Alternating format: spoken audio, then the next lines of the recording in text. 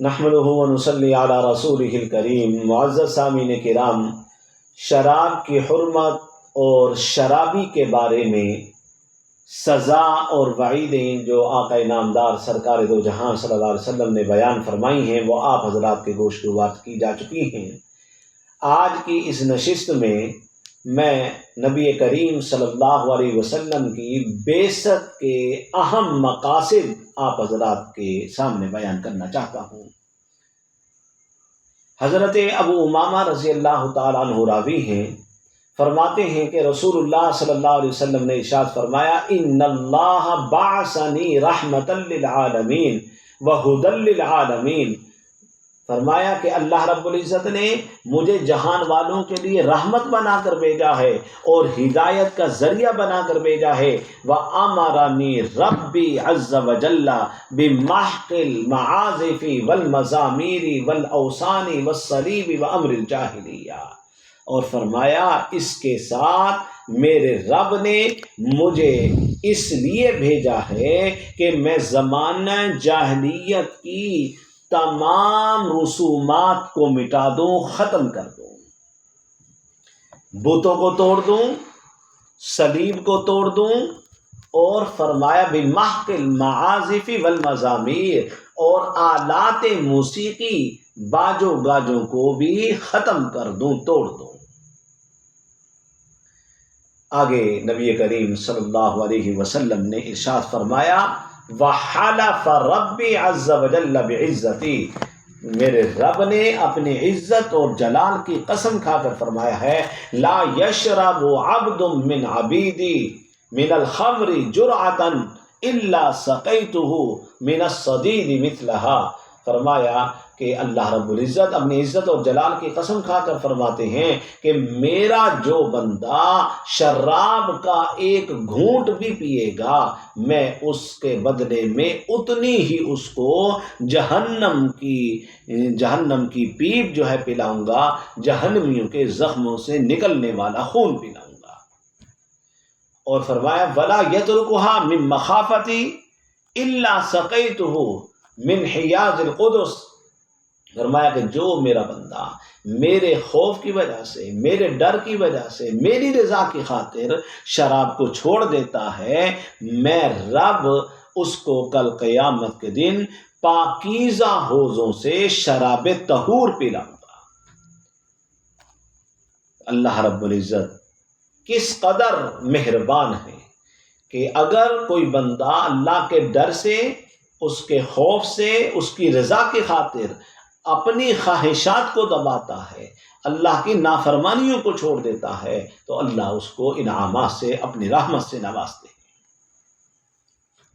تو اس حدیث میں نبی کریم صلی اللہ علیہ وسلم نے اپنی بعثت کے 4 اہم مقاصد بیان فرمائے۔ پہلا مقصد کیا بیان فرمایا؟ امر الجاہلیہ، زمانہ جاہلیت کی تمام رسومات کو ختم کرنے کے لیے میں بھیجا گیا ہوں۔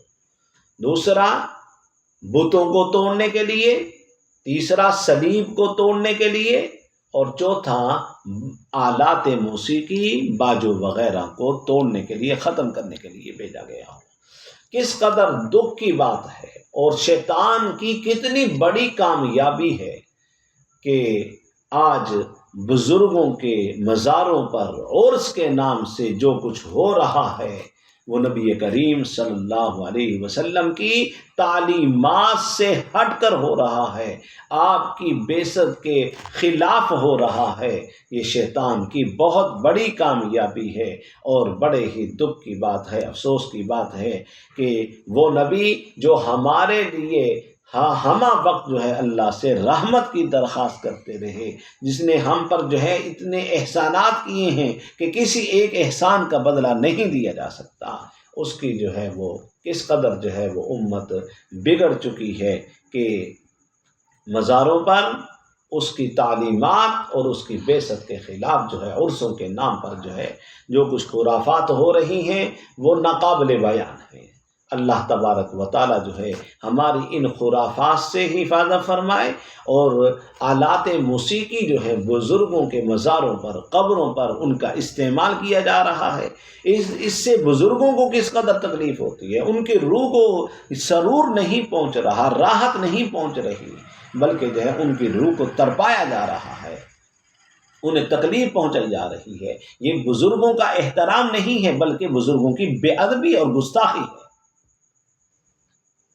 اور ایک حدیث میں حضرت دیلم حمیری رضی اللہ تعالیٰ عنہ نے نبی کریم صلی اللہ علیہ وسلم سے عرض کیا، یا رسول اللہ، ہم ایسے علاقے کے رہنے والے ہیں، ایسے علاقے کے رہنے والے ہیں جو علاقہ جو ہے بہت زیادہ سرد ہے، اور وہاں پر ہم مشقت کے کام کرتے ہیں، بہت جو ہے وہ مشکل کام کرتے ہیں، تو اس کے ہم جو ہے وہ طاقت حاصل کرنے کے لیے اور سردی سے بچاؤ کے لیے ہمارے علاقے میں ایک شراب بنتی ہے، اس کا استعمال کرتے ہیں، جس سے جو ہے ہمارے جسم کو تقویت بھی حاصل ہوتی ہے، ہم مشکل سے مشکل کام بآسانی کر لیتے ہیں، ہمیں تھکاوٹ بھی نہیں ہوتی اور سردی سے بچاؤ بھی ہو جاتا ہے، کیا ہم اس کا استعمال جاری رکھیں؟ نبی کریم صلی اللہ علیہ وسلم نے فرمایا، کیا وہ نشہ آور ہیں؟ انہوں نے کہا جی ہاں یا رسول اللہ، وہ نشہ آور ہے۔